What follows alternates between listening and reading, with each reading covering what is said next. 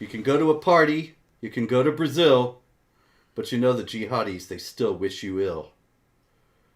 You can go off to Spain, you can even go insane, but the jihadis will keep trying to kill folks. Again. That was a British again there at the end. I'm hoping for the Nobel Prize in Poetry, ladies and gentlemen, but we'll see what the Nobel Committee says about that. Welcome to This Week in Jihad. Once again here with the great, the one, the only, the master of disaster, Dr. David Wood. And I am, of course, Robert Spencer. Yes, sir. It's called a near rhyme, Robert. I think it's called a near rhyme. A near rhyme. A near rhyme. Mm-hmm. Once again, you have explained what we have. Yes, welcome once again, ladies and gentlemen. We are here. No, I'm not going to go along with that. That's not where we're going on this show. This is a family program. Anyway, we have a lot of jihad here, and we're going to get right to it. David is going to take care of some things real quick, and then he'll be. Oh yeah, yes, sir. yeah. Oh yeah. I'm just someone's posting a video about Tristan Tate and Sneeko defending child marriage. Have you seen the recent massive defenses of child marriage, Robert? Oh yeah. I've seen a little bit of it, but can you fill us all in? Oh yeah. So you may recall, if we just go back, say, 10 or 12 years. Robert, do you remember a time when we're back there saying Islam promotes child marriage? What were the da'is saying in response to us back then? You are liars. You are bigots. You are racists. You are Islamophobes. Yeah, so we're racist and bigots and Islamophobes because we're quoting the Muslim sources and saying, "Hey, child marriage is that is promoted in Islam, and Muhammad is the pattern of conduct, and he married a little girl, and so we've got this issue, and we were called liars, bigots, racists, everything for simply quoting their sources to them." So we were called liars. And then, of course, we keep just sharing their sources. How are we lying? How are we lying? How are we lying? Lo and behold, 10 or 12 years goes by. And now they're all defending child marriage. Ali Dawa, Muhammad Hijab, even brand new converts. I mean, Sneeko just converted to Islam, and he's already defending child marriage. And he said that, he used to condemn it, but now he's realized that parents can make good decisions about marrying off their prepubescent girls. Tristan Tate, that's brother of Andrew Tate. He's the less popular, version of Andrew Tate. But I'm not even sure whether he's a Muslim. He's referring to Muhammad as Prophet Muhammad now, so I don't know. But he a few months ago, off. Yeah. And with the peace be upon him after his name. Oh, well. I mean, the newspapers all call him Prophet Muhammad, but they don't do the baba. Yeah. And so Tristan Tate is now defending it. And what's interesting, he's using all the standard Dawa responses. He's going, oh, look, Isabella was married to King Henry II when she was 6, and so on. It's funny, he in his defense of child marriage, he brought that up and then linked to a Wikipedia article. I posted what the Wikipedia article actually says. It says since she was too young, the marriage was never consummated. They never consummated the marriage, and the guy treated her like a daughter because it was a political arrangement, and so on. And so, but anyway, the point is, that's exactly the Dawa responses, right? You say, hey, Muhammad had sex with a little girl. Oh, but look at this king, as if that's relevant, or as if that king is our pattern of conduct or something like that. And then it was, of course, but Mary was a child too. Oh, yes. If you just look it up, you'll see. And it's like he's giving the standard Dawa response. Anyway, the point is, these guys are brand new to Islam. And it's like da'is used to wait. They used to wait a while. They used to, get someone thoroughly buried in Islam before you tell them about the child marriage. Now they're leading off with this. It's like, hey guys, what am I supposed to do as a new Muslim? Pray 5 times a day and marry a kid. And it's weird that anyway. The reason this is good to bring up at the beginning of an episode of This Week in Jihad is that Robert, do you think there might be some parallel here with jihad, where for years we've been saying this is what the Muslim sources say about jihad, and we're called liars and bigots and racists and Islamophobes, and then suddenly, once everything reaches some sort of critical mass, they all, oh yeah, of course, that's what we teach. Ha ha ha. Isn't that That's interesting? coming. That's coming. I mean, after all, this phenomenon of them denying it all and claiming that the Islamic sources don't really teach these things, this is a modern thing.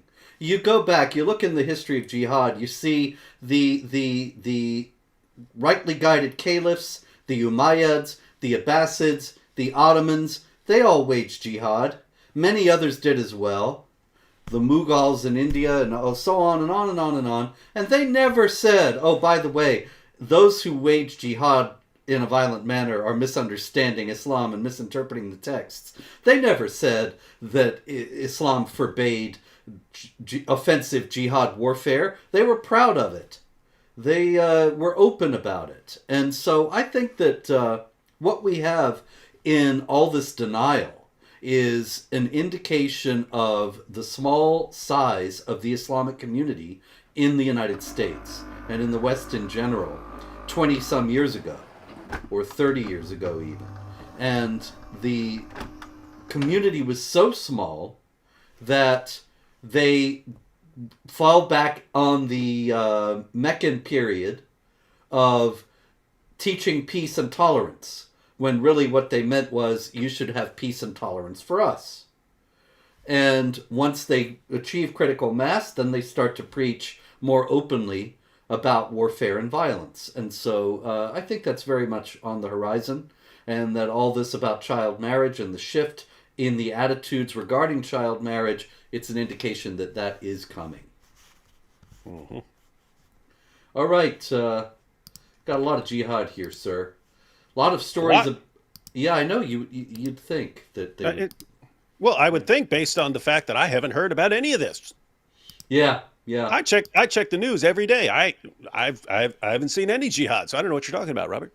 Well, David, did you hear about the story out of Uganda Nope. about a woman named here it is, Sharifa Muhando. Sharifa Muhando of Kasese town in Uganda. And she was married to a gentleman named Musa Bwambale. Musa Bwambale. And Musa Bwambale, he found out that she had become a Christian, Sharifa Muhando. And so what do you think he did, David? Well, there are a range of things. Even according to Islamic law, you can get some. It's the four schools of Sunni Islamic jurisprudence all say that an apostate should be killed. They have some slight differences when it comes to female apostates. Some would say that you kill her like you kill a man. Some would say no, you lash her or lock her in a room or something like that until she wants to come out. But anyway. And then you have all these modifications where they don't actually carry out the correct penalty according to Sharia because they can't. So sometimes they'll, douse people in acid or rape them or do all kinds of things. But I don't know. I'll go with killed. I'll go with killed her as a guess. Well, he didn't actually kill her directly. I think what he had in mind may have been the statement in the Quran about confining women until death, but he had a novel way to do that as well. Old Musa Bwambale. He, in the first place, he found out when he came home and she had fallen asleep while reading the Bible. And so the Bible was there next to her while she's lying there asleep. And so he cried out something. He exclaimed something, David. I know. There's just no drama in this at this point. Everyone in the world knows what he said. You want me to say it's Allahu Akbar, don't you? You are correct, sir. He said Allahu Akbar. He started to beat her. Now, where would he get the idea that he should beat her? I don't know. The Quran? Why, yes, David. Or the Hadith. Or the Hadith. Either one. You can go to the Quran or the Hadith and you get wife beating. Yes, you were correct, sir. Once again. And so he beat her, but then he took her on a trip to the nearby Queen Elizabeth National Park, which is in Uganda. The Queen Elizabeth National Park. There it is. Looks like a happy place. And it's a wildlife park. You go there and you can look at the rhinos and, Mitt Romney and all the rest of them, and the elephants, etc., etc., etc. And so he left her there, hoping that the wild animals would eat her for dinner. And she was, however, rescued. He said he had a dream where Allah told him to drive her to the Queen Elizabeth National Park where she would be eaten by wild animals. Allah told him that he would be rewarded with paradise for doing this. Well, I mean, you got to go with your dreams on that. I mean, after all, Muhammad said that he saw in a dream that he had to marry Aisha. Oh, do you see how I tied it back into what we led off with? That's beautiful, beautiful. And also Zainab, he got a revelation that Allah had married him to Zainab. Mm-hmm. And Aisha weird. said, you go ahead. Oh yeah. No, it's amazing that they're getting all these dreams telling them to do all the perverted and sick and evil stuff that they want to do. Shocking. Everything they want to do. Even Aisha said it when he says, he comes out of his revelation trance and he says, who will go tell Zainab the good news that Allah has married her to me? And Aisha says, truly Allah hastens to grant you your desires. And I thought, yeah, you got it, sister. He does. Here's an interesting comment, David, from the stream. Robert Spencer says Prophet Muhammad never existed, but he would not stop talking about him. Ha ha ha ha, clown. Well, David, can you explain this apparent contradiction? Yeah, so I guess the idea would be that even though you suspect that Muhammad didn't actually exist and was a later fabrication, there are nevertheless 1.8 billion or so people who believe in him, and a portion of those believe that you need to go out and chop people's heads off over him and marry little kids over him. And so it kind of wouldn't matter whether he's a real figure, as I believe, or a fictional character, as you believe. The impact that he has is real, and indeed, and we are united in opposing his impact. And so, I mean, well think said, sir. I mean, think about this: is the claim here? Hey, people are being slaughtered, Christians are being slaughtered, Hindus are being slaughtered, everyone's being slaughtered in the name of Allah, apostates are being killed, women are being raped, but you believe it's all based on a fictional character, so shut up about it. Like, isn't that would be insane, right?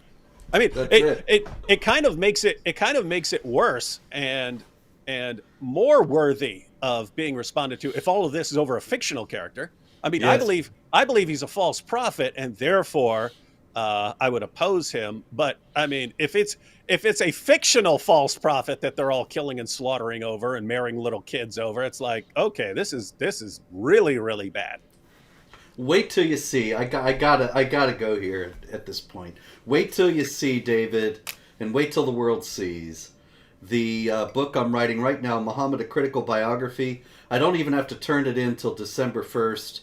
It'll be out sometime next year, so it's going to be a long wait. I'm way jumping the gun here, but still, I gotta say, I'm very excited about how it's coming along, because the other day I was working on some early traditions, the birth, and some of the things before the prophecy, actually at the time of the coming of Gabriel too. But just a brief explanation. I quote the traditions that say this is a critical biography. Muhammad: A Critical Biography is the name of the book. And so I'm going through the traditions not just to show what the biographical material about Muhammad says, but also what variant traditions say.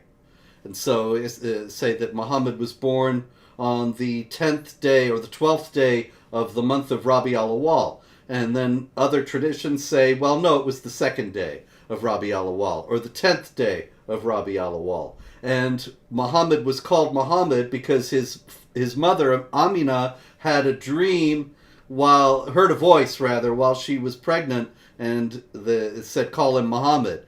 But he was actually named Kutham according to a different tradition because his grandfather Abdul Muttalib had a son Kutham that he was very fond of who died young. And so he named the boy Kutham, but then he was renamed Muhammad later. Some people say only when he became a prophet, and others say when Amina told Abdul Muttalib about the dream or the voice. And he became a prophet on the 17th of Ramadan when Gabriel appeared to him, except some traditions say it was Seraphel who appeared to him for 3 years, and then Gabriel replaced Seraphel, and the angel that appeared to him said, recite in the name of your Lord who created man from clots of blood, although other traditions say that the angel said to him, oh, you who are enveloped in your cloak, arise. That's the beginning of Surah 74 versus the beginning of Surah 96. And every last detail, in other words, of the story that Muslims accept in regard to Muhammad is controverted by other early Islamic traditions that are just as strong as the primary ones. And we don't hear about that. The Islamic tradition gives it all to us neatly packaged and all making sense. So I think this book is going to be a lot of fun, really, for many people to see. You were mentioning the dream, and it's interesting because if I had a dream saying no, you should name your son this or something like that. I don't know if it's a cool name. I could go with the dream. If it's I have a dream about marrying a 6-year-old. I'm probably going to go see a psychiatrist or something, right? I mean, one would think, one would hope. Or hey, you need to, hand this person over to animals to kill and so on. These are the kinds of things where I'd say, nah, I can't exactly trust a dream on this stuff. But I don't know. In Islam, it's any perverted, sick, evil, violent thing you you dream of. Anyway, it's interesting that has such a long tradition. Oh, by the way, I mentioned the 17th of Ramadan, but also other traditions say it was the 18th of Ramadan or the 24th of Ramadan. And see, these things are supposed to be precise histories that are supposed to impress us with their detail, that all these things were remembered so precisely that we have the exact dates, and yet other traditions give different exact dates. So none of it works.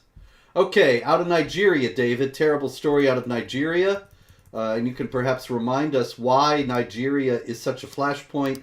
But the Reverend Daniel Danbeki of the Evangelical Church Winning All in Talakafia Village, Karu County, and his wife were sleeping in their homes, in their village.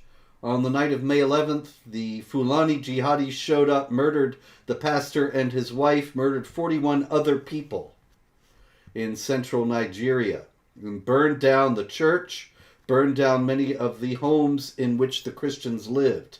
Many of those who were trying to escape were also shot as they tried to flee. Why would they be so thoroughgoingly cruel about this and even try to kill the people trying to escape? Well, whenever you have a system like Islam, there's obviously something that works about its methodology. And it could be something completely evil, as it is in this case, but there's in general, if an ideology lasts a long time, it's got something going for why it works. And in Islam, they just have this methodology where, going back to the time of Muhammad, if you're in the minority, preach peace and tolerance. Once you're more powerful, then you can form defensive alliances and wage defensive jihad. And then once you're the most powerful, then you wage offensive jihad, subjugate everyone around you. And the idea is to just keep expanding, and wherever someone stops you, all right, no problem, dig in, and if it takes a century, 2 centuries, 3 centuries, whatever, keep pushing that line further back so that Islam keeps expanding. And you have these areas of the world. India is one of them. Nigeria. You have these places where it's basically Muslims, Muslim majority on one side of the line and non-Muslim majority on the other side of the line, and they want to keep pushing on that, and they want to keep pushing that, and they don't seem to care if it. They're long-term thinking, in the sense of, we don't care if this takes 6 months, we don't care if this takes 6 centuries. We're going to take over and dominate this area completely. And it's sad because, I mean, look at Western journalists. They ignore all this stuff that's going on. And if something doesn't happen, you're going to, the next generation is going to see Christianity wiped out and completely subjugated in places like Nigeria. And somehow we're the bad ones for mentioning it. Yes. You would almost think that they're all in the same league, all in the same group. In another place in Nigeria, Sokoto State, in northwest Nigeria, in the Tangaza local government area of the state, the jihadis showed up. David, they opened fire on villages, killed 37 people. So the jihad is considerably emboldened in Nigeria.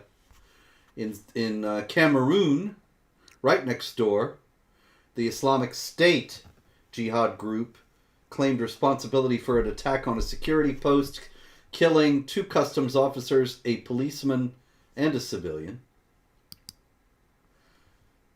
Shall we go to Europe? Oh no, I have more from Africa. Somalia, over in East Africa. And by the way, it's important that you share the news about jihad in Africa, because no one else does. Mm-hmm.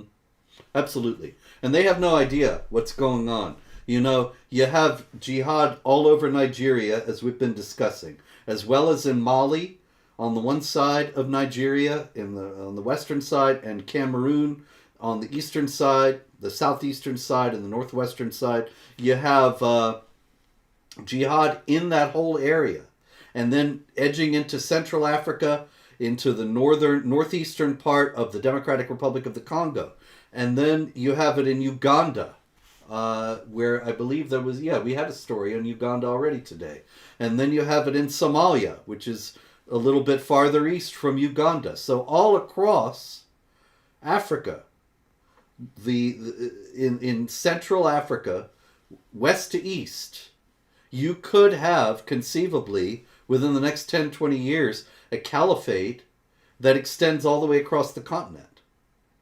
And then extends to the south, where in Mozambique, they already control territory there as well. In Somalia, we have the jihadis killing 54 peacekeeping troops from the African Union, which only underscores the fact that is clear every week that we do this, David, that the governments of these countries involved cannot or will not stand up to these jihadis. And that means that they are not long for this world, really, because the jihadis have political power in mind. And even the Muslim organizations that constantly complain about people like you, they don't take their stand against these guys either, right? I mean, think, if you actually believed that Islam is peaceful and tolerant and shouldn't be killing people, shouldn't the first people you're trying to tell that to be the jihadis? I mean, that would be, there have been groups like Westboro Baptist Church and stuff like this. Christians generally regard them as nuts. But imagine you had a movement like that and it started taking off, and then they got violent, and then they wanted to go around killing and slaughtering people. If that were to happen, if Christians started going on like killing sprees and then growing and expanding, my main concern would be those Christians who are doing it and exposing them and showing them that they're wrong. My main effort would not be silence everyone about it. Just let it keep going and let it keep expanding and let them keep murdering people. Just make sure that no one mentions it. But that's what these Western, CARE and so on, that's what they do. Yeah, it's going on. Yeah, we're not going to oppose the ones who are doing it. We're not going to oppose the slaughtering. We're not going to do anything about it. We're not even going to criticize them. We're just going to silence everyone who complains about it. And the result is you eventually end up with a population that is so terrified of criticizing anything to do with Islam that they will literally let thousands and thousands of little girls be gang raped for fear Hmm. of being called Islamophobic. And it's Yep. and there aren't a lot of people who stand up against groups like CARE in the face of this. Almost everyone just instantly backs down as soon as they say, "Oh, this person's an Islamophobe." And it's weird because anyone with the spine to stand up for little girls and victims of jihad and so on is evil, and everyone who defends it is somehow good. And this, I mean, again, it feels like we live in opposite world right now. Yes, we do. That's exactly where we live, David. Or should I say, Divad. Anyway, uh, sorry, I'm not even sure you're here. Okay, this is Yunus Kathrada. Yunus Kathrada out of Canada. You remember him, David? He is a very prominent imam at the Muslim Youth Victoria Islamic Center, which I believe is out west in British Columbia. And Yunus Kathrada is often in the news because he does not conceal the reality of Islam. And this is what he said during a sermon, a Friday sermon last week. He said, yes, Islam, that is Allah, who legislated Islam for us, has ordered us and commanded us to hate, to reject, and to detest the disbelievers. And then he explains. And here, let me just pause for a second. If I hate broccoli, does it mean that I'm going to smash it all up and not allow anybody to eat it? When I say I hate something or someone, let's say I hate someone. It means I hate them because of something that they stand for example. But it does not in any way, shape, or form indicate violence. Hatred is not equivalent to violence. Hatred might lead to violence, but not necessarily. That's funny, by the way, right? It's like, we hate these kuffar, we hate them, we hate them, we hate them. But I know I'm being recorded right now. Yeah, I know I'm going to end up on memory. So let me go ahead and clarify that just because I hate you all, and I want you all to burn in hell, and I want to subjugate you and take your women as captives and everything else, it doesn't mean I'm violent. So I have not advocated violence, ladies and gentlemen, just hatred, which even I admit leads to violence, especially once we reach a critical mass and then we can impose Sharia on everybody. You got to love these guys, man. It's like, Yes, indeed. So he goes on to say, for the qualities of the disbelievers is that they live a life of animals. Where did he get that idea? Where does anyone liken non-Muslims to animals, David? the Quran and the Hadith. Quran. Wow. Really? Wow. They live like beasts, not like human beings. This Allah clarified for us. And this is why we see them exaggerating, going to extremes and fulfilling their desires and their lusts. Nightclubs, drugs, you name it. Of course, we know that Muslims never go to nightclubs or take drugs. The disbelievers enjoy their lives, enjoy in quotation marks, to the fullest, while they are heedless of what is going to happen to them in the hereafter. Just like the cattle that graze in the pastures are unaware of the fact that they will probably end up in the slaughterhouse. These guys saying stuff that they know is going to come across as possibly pushing up against some laws or rules and so on, and then so them adding some qualifications and caveats to point out that they're not actually advocating breaking the law. I've seen this over and over and over again. Like Daniel Hakikachu, he does his recent debate with Inspiring Philosophy and spends the entire time defending child marriage and promoting child marriage. But then he'll say, I'm not advocating breaking any laws here. So respect your local laws, just to clarify that he's not advocating actually doing it, even though these guys advocate secret second wives, which are not legal in the eyes of the state. So they're breaking the law. They're breaking the law. So they're fine with that. But then you had Muhammad Hijab, and he would post a threat to rape and torture someone like the apostate prophet's wife, but he'll just add words that make it that make it metaphorical, right? So he'll include all the threats of rape and torture, but he'll add some words to make it like it sounds, metaphorically raping and torturing you. And it's just anyway, it's interesting that they're aware of the laws. They're kind of announcing what their plans are, but making sure that they haven't crossed a legal line. That's yeah. I'm sure that they think they're very clever in doing that. Anyway, speaking of crossing lines, this is a 17th century painting of the baby Jesus that is in a church in Hamburg, Germany. And you'll notice that it has a big slash. And look where the slash is, David. It's right across the throat. The slash was done with a big knife or some sharp object in Hamburg's main churches of St. Peter and St. James. The painting of the Nativity by Gottfried Liebald in 1649 is in St. Peter's Church, and 6 other paintings there were damaged in that church. Other paintings in St. James Church. The damage looks like it's going to be between 50 to 80,000 euros. And people are confused. They don't know why this has happened. They don't understand. The police are investigating. They don't know who did it. They're trying to figure out what on earth the motive could be. Do you think there's any kind of guideline you might be able to give them as to what to look for? Actually, this one could go in multiple directions. So you have Islam's problem with images and so on. Mm-hmm. And the throat. Yeah, you have that as far as going for the throat. You have Muhammad when he took over Mecca, desecrating and degrading the idols. And Muhammad went around stabbing them in the eyes. And so they might view themselves as doing that by, slashing the throats on paintings and so on. What's interesting is you could argue this one either way, because according to Ibn Ishaq, when Muhammad went around smashing these idols and so on, he had pictures removed from the Kaaba. Mm-hmm. But then he saw a picture of Jesus and Mary and said, no, don't destroy this one. He liked the picture of Jesus and Mary and thought that he couldn't bring himself to desecrate that one. So I think if I were a Christian and I actually, knew about this stuff and I was over there talking to them, I would say, hey, guys, you shouldn't be attacking pictures of Jesus because that was the exception your fake prophet made. Indeed. Okay. Also in Germany, we have 7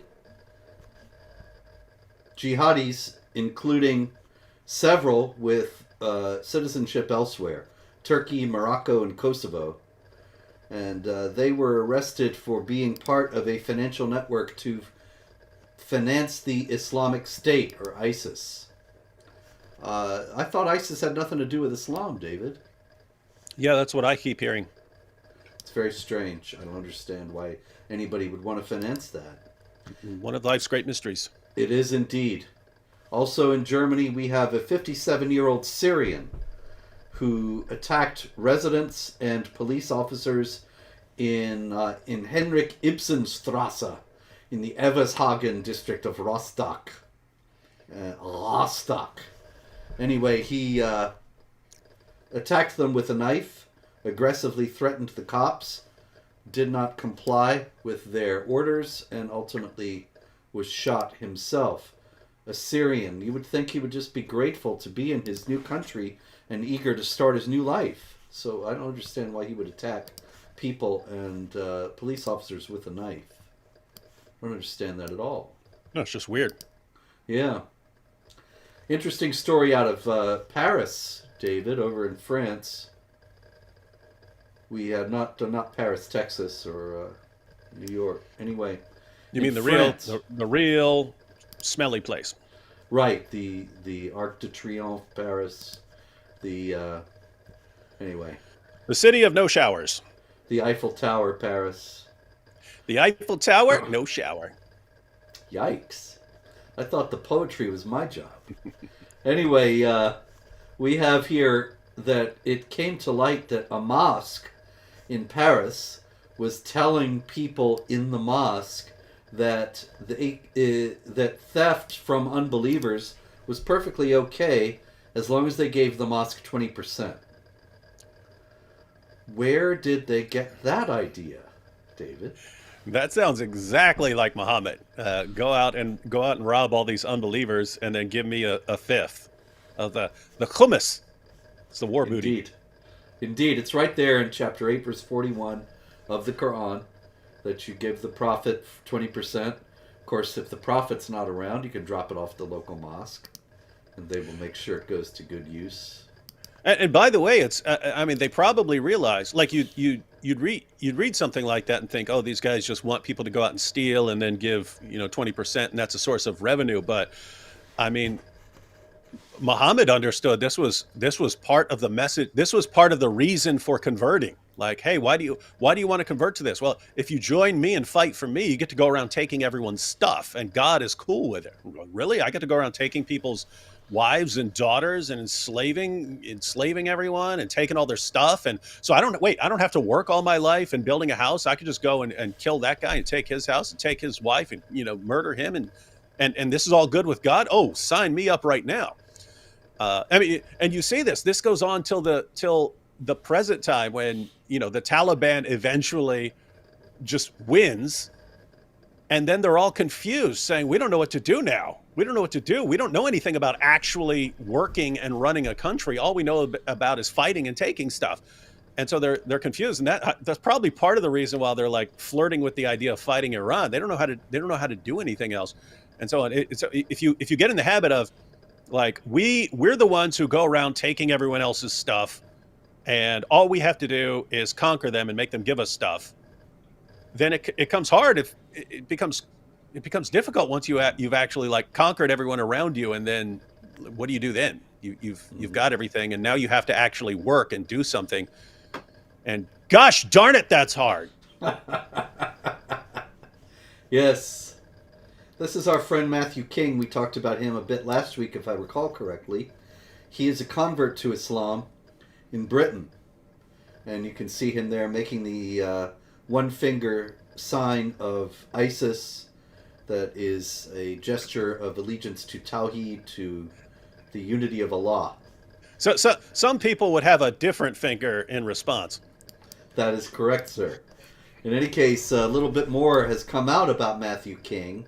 This is the kid. He's 19 years old now, and his mom actually turned him in because she saw that he was planning to torture and kill an American or British soldier, and had also talked about carrying out a mass casualty attack. And so his mom saw this stuff, and she went to the cops. Come on, Mom. Exactly. Anyway, he bought weapons, he bought tactical gloves and goggles, and he put on, as his WhatsApp status, he put, kill non-Muslims wherever you see them. Where did he get that? He must have made it up, Robert. Yeah, he must have twisted and hijacked Islam. Actually, kill non-Muslims wherever you see them is a fairly faithful rendition of kill them wherever you find them, which is twice in the Quran, 2:191 and 489, and then 9:5 is kill the mushrikeen wherever you find them, that is those who associate partners with Allah. Anyway, since he's been in prison, he did call Mom, and he told her, I'm not extreme anymore. That's what he said. I'm just passing it on here. Not extreme anymore, Mom. Come on. That's right. But I think he's going to be in prison for a good long while. He's been jailed for life, which in Britain might mean up to 2 or 3 years. Yeah, I mean, now if you were there and you criticized him, they'd lock you up and throw away the key. Well, I'm dangerous for Britain. They don't even let me in. But Matthew you can't even King, go in. Yeah, he's good to go. Yeah, he's fine. But by the way, I think this is going to be an increasing problem even with young people. Chris Rock, in his recent comedy special, was pointing out how people are becoming addicted to attention. Like, we're creating a culture where everyone is addicted to attention. And then he goes through the different ways that people can get attention. And like, one of the ways is to just be the absolute best at something. problem is that's the one that takes the most work, becoming the best at what you do, or becoming at least really, really awesome so that you get attention for being great at what you do. That requires tons and tons of work. So he points out that there are other ways to get attention, which are far easier. So he says, if you're hot, you can just show you're hot woman. You can just show yourself naked and stuff like that. Mm-hmm. So you can, you can become a Kardashian or something like that if you're hot enough. You don't have to have any, actual abilities and so on.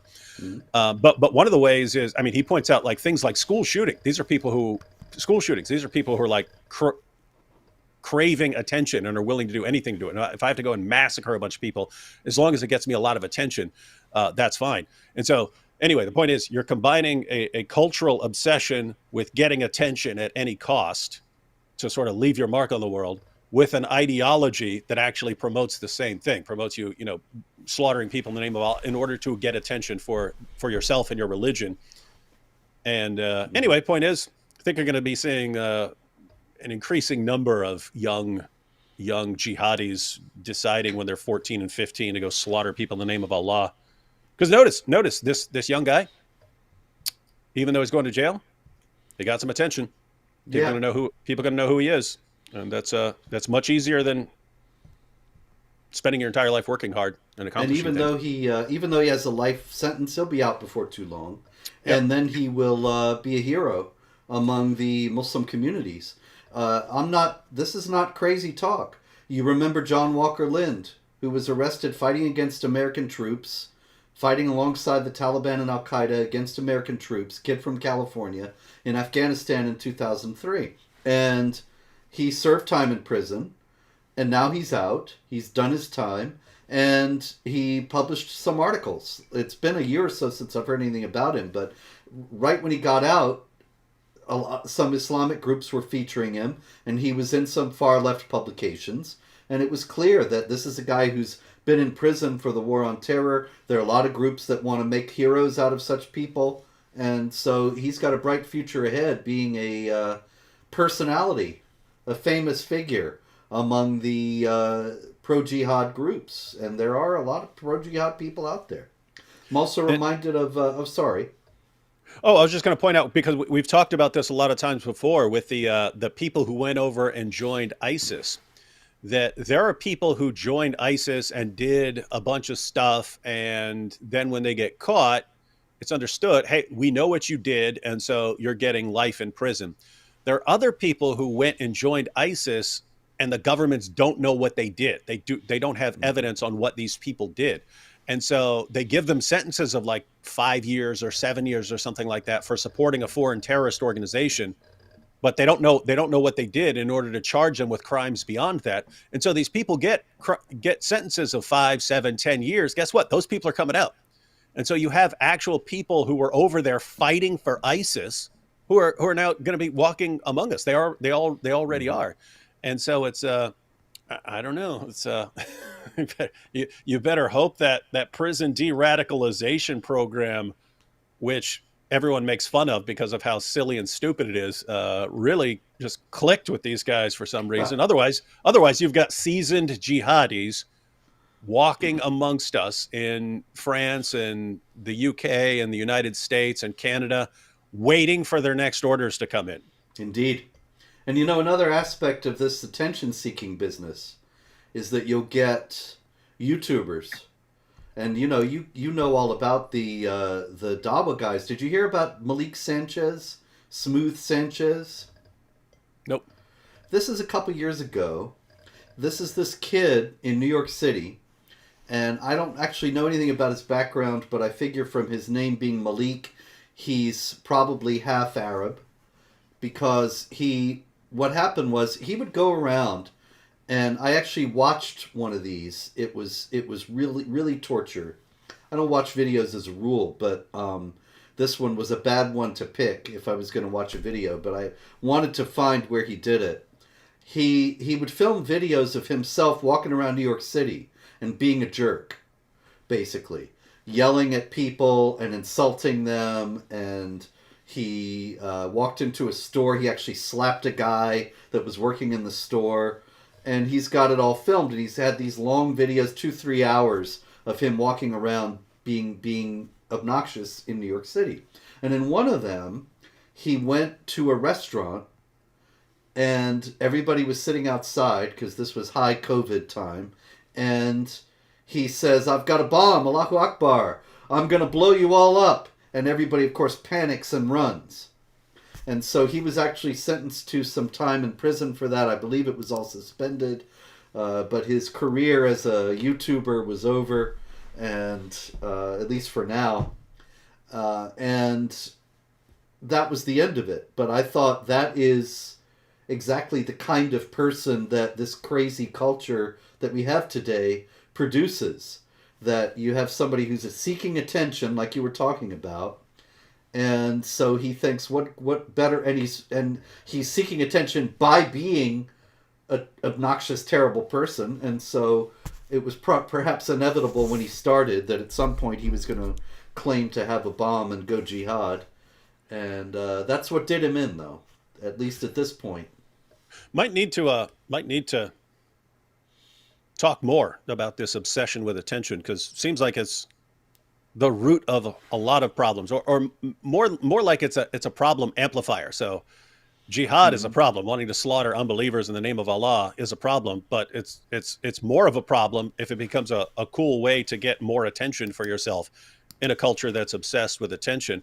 But like all sorts of things like that, like the dirtbag stuff people are doing on social media, a lot of that's for attention. Even if you tell a 7 or 8 year old, "Hey, do you want a lot of attention?" You can get a lot of attention by transitioning to a different gender, but not just them, the parents as well, right? It's like it could be a badge of honor. You've seen these messages where a parent's like, "Hey, my child says she no longer wants to transition, so I've been crushing up the pills and putting them in her cereal and stuff." It's like, wait, I thought this was all based on your child's choice, and now your child doesn't want to do it anymore, and now you're forcing this stuff because you don't want to lose your street cred in your community. So terrible. But it's creepy stuff going on. Indeed. Let's see, David. This is Bart. Let me get him here. This is Bart Drenth. That is a name, a Dutch name. Bart Drenth. Probably saying it wrong, but it's Drenth. Like Drenth. Yes, I went out into the rain and I got drenth. Anyway, Bart Drenth was, up until recently, the global managing director at a couple of art fairs in the Netherlands and in New York called TEFAF. I don't know what TEFAF means or stands for, but in any case, he has been fired. And why was he fired? I'm glad you asked, David. He said, just as with the Iranian Revolution in 1978, he means 79, left-wing do-gooders stand hand in hand with jihadists, not knowing that after the success of the revolution, they will die first. And he also said that what must happen is we must normalize criticism of the Quran and the Prophet. And in response, this guy sounds like a genius. I mean, everything that dude just said is 100% common sense, right? I mean, this is not like, oh, what a brilliant guy, what a brilliant scholar. And so this is a guy who's not insane and deluded and idiotic. Now, I don't know what else he believes, so I don't know. He may be completely crazy in other ways. I don't know. But everything he just said, hey, there's this weird alliance between the far left and Islam, which should be polar opposites on some of the issues that are most important to them. And, like LGBTQ and so on, they'd be the first ones exterminated by jihadis taking over an area. And so the fact that they have an alliance is really, really creepy. I know they both want to sexualize kids, but, they want to sexualize children in very different ways. Let's put it that way. That's why they ultimately can't get along. And then the other part, hey, we need to normalize criticism. I mean, how's that even controversial? And what's amazing is you could line people up and you could say, hey, is beating women into submission a good idea? No. Is chopping the heads off people for changing their beliefs a good idea? No. Okay, well, those are things that have to do with Islam. Liar. Okay, we can show you from the sources, and we can show you an endless array of YouTubers and everyone else and scholars all advocating this stuff. Can we criticize it then? No. Look, I will quote you right here. Muhammad said, if anyone leaves his Islamic religion, kill him. Is that bad? No, because Muhammad said it. Okay, if it was anyone other than Muhammad, is it bad? Yes, of course. It's I don't know. He's it seems like his point is you've kind of normalized not criticizing it, right? You've normalized justifying everything it teaches no matter what. And saying you got to reverse that process seems kind of commonsensical to me. We should also note that if he had said we have to normalize criticism of Christianity, he'd be getting an award somewhere tonight. Mm-hmm. I mean, of course, he wouldn't even say that because criticism of Christianity is normalized. Been pretty normal for a long while. Indeed. Matter of fact, I mean, he could rephrase it and put it like that and say, hey, I just, Islam is so cool. I want it to join the club where we can criticize pretty much everything. You don't want to, you don't want to be on the outside of all this, right? When of course they do. Indeed, in an exalted position. I want to thoroughly bring Islam into the West. He should say that. I really want to bring Islam and the Quran into the West. And they'll say, yay. And then he could go, oh, yeah. And I mean, it's open for criticism now. Nope. Story out of Egypt, David. Out of Egypt, we have Muhammad M. His last name was not revealed. Muhammad M., who is a policeman in the city of Tanta in the Nile Delta. And he got married, Muhammad did. And 3 days after the wedding, he killed his wife because he said she refused to have sex with him. Now, where did he get the idea that this was something that was worth killing her about? It's another situation where I can think of like a bunch of different justifications over it. So I think, technically should have beat her or something like that. But you have in the hadiths, Muhammad's saying that a woman does not have a right to refuse her husband. Says whatever she's doing, if she's cooking, whatever she's doing, as soon as the man wants sex, the woman has to drop whatever she's doing and satisfy her man. If she doesn't for some reason, the husband's upset, then the angels are going to call down curses on her for not satisfying her husband. So you have things like that, and that would be one of the justifications for beating your wife into submission. But even this is a situation where you think, oh, well, how can you justify killing her? Well, if you think, wait a minute, Muhammad commands this. Muhammad has commanded has commanded you to do whatever I say, and you're refusing to do it. Surah 4 verse 65 says you're not a Muslim unless you submit to all of Muhammad's decisions. So a husband could get to the point where he thinks, you are so rebellious to me, you're actually an apostate. Mm-hmm. You're an apostate and you have to die over this stuff. It's similar in like with honor killings and so on, that you can actually say this person is not following the teachings of Muhammad and therefore is an apostate, and we kill apostates. Indeed. Another story out in the Netherlands, actually, that I meant to get to before and forgot about, but it's a terrific story, David. This is just the greatest idea ever. In the city of Dronten in the Netherlands, it turned out that a lot of the migrants who are overwhelmingly from Muslim countries were stealing bicycles. And so this local group here in Dronten, the Central Agency for the Reception of Asylum Seekers, is now offering migrants bicycles for $20 or 20 euros. And this presumably will reduce theft. And of course, the politician Geert Wilders, the great critic of Islam in the Netherlands, he asked, will they also give millions to bank robbers to prevent bank robberies? And, well, you got a good point there. In any case, so you need a cheap bike, you can just go to the Netherlands and not steal one. Or announce your intention to steal one. but you might have to say the Shahada first. Um, as someone who used to steal bikes, uh, I'll sell you one for $20. I can vouch that this is not going to work because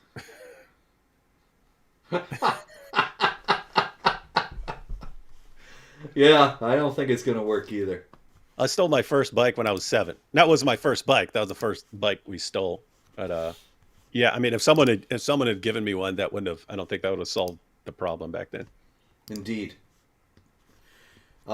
Interesting story out of Saudi But Arabia. Yeah, side side note, especially a $20 bike, right? Like that's a crap. I have to say that's a crap bike. Like yeah. I stole one. I remember the one I stole. It had mag wheels on it, stuff like that. Those are not cheap. That's why we took it. Probably the guy whose bike it was is watching tonight and thinking, now I know that David Woods got my bike. If something weird ever, I'll even tell you, it was in Chicopee, Massachusetts. It was outside this store, and we went and stole it, and they called the cops on us, and we had already hidden the bike, so they didn't know who took it, and so on.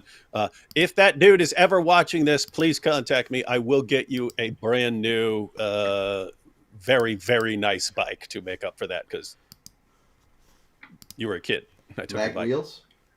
Mag wheels.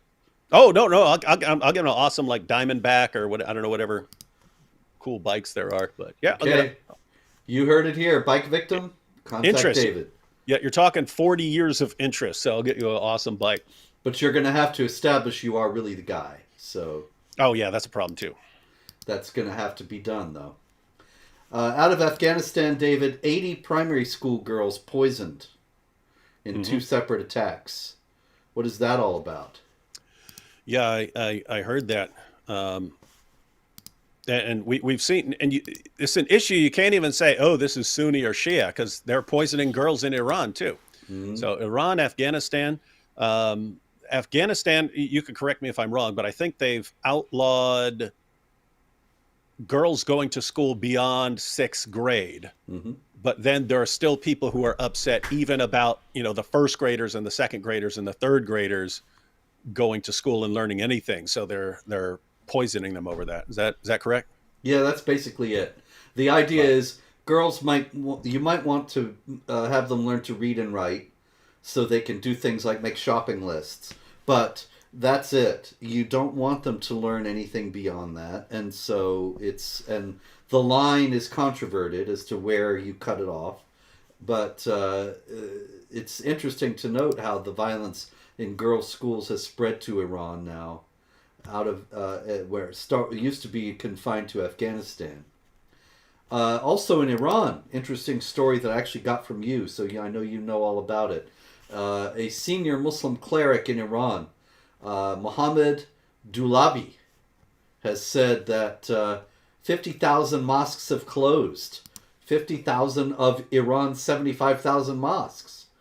In other words, 2/3 of the mosques in the country have closed because people aren't going.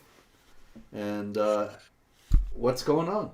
Yeah, people have pointed out, this is a cleric saying that. The point, like, why would he make this up? But we'd like to see more evidence on the statistics. But this lines up very well with something I saw maybe 3 years ago, where there was a poll done in Iran that said only 40% of Iranians now say they believe in Islam. It's possible that that's not correct because it was an online survey, and so there might be a higher percentage of sincere Muslims in like villages that don't have internet access or who aren't online or who are working and not responding to the poll and so on. So it could be skewed, but even just for an online poll, that is massive when over half of Iranians no longer identify as Muslim. But anyway, the point is that lines up pretty well with this result. That's 2/3 of the mosques are now closed. You just wonder how long they can hold on, how long the religious leaders going around killing women for refusing to wear a hijab and so on. You wonder how long they can carry on when it seems like it's dying there. These are people who have lived under under very strictly applied Islamic law since 1979, and they're disgusted not just with the regime, but with the basis of the regime, which is Islam. Hmm. Indeed. Indeed. And so I believe that brings us to the end of another astonishing hour, ladies and gentlemen. Oh, Of wait a This second. Wait a Week in second. Jihad. Yes, sir. New video premieres over on Act 17 Polemics right now, 9 o'clock. So I'm sharing the link right now, everyone. There's a link there. There's a link there in the chat. The video is premiering right now at 9 o'clock. So, What are we getting, David? What is it? oh, it's a video with, yeah, I just talk about Sneeko and Tristan Tate and how they're now defending child marriage. Like as soon as they start having happy thoughts about Islam, suddenly child marriage becomes acceptable. And so it's basically what we were talking about earlier, that for years they tell us this has nothing to do with Islam and we're lying, and then we keep throwing the sources in their faces, and then they acknowledge it, and then they start defending it, and then they start advocating it, and now it's like the first thing a new Muslim learned. The first thing, well, it's pray 5 times a day and child marriage is okay. And so anyway, I'm talking about that because you don't want them to go back. We don't want to go backwards in the sense of them realizing this is a bad idea and then going back to lying and saying Islam doesn't teach that and we're liars. You want it to be known. So yeah, we're exposing this. Like, because think about it. Sneeko, Tristan Tate, how did they instantly start sharing the same things we hear from the Dawa guys? It's because the Dawa guys are feeding them their responses, right? They're okay. Christian just said this. Atheist just said this. Here's how you respond to this, and that's fine. That's fine because we want them being honest, and these are going to be fun times, Robert. They're going to be. Oh, they are, time. David. They are. These are the most fun of all times. I can't wait, by the way, for George Orwell in the Boom Boom Room with Muhammad. Looking forward to that one. But anyway, it's been another week. We can hope there'll be no more jihad next week. But if there is, actually, I think I'm on the road. But anyway, we'll be back probably at a later date with more jihad. Till then, be safe. God bless.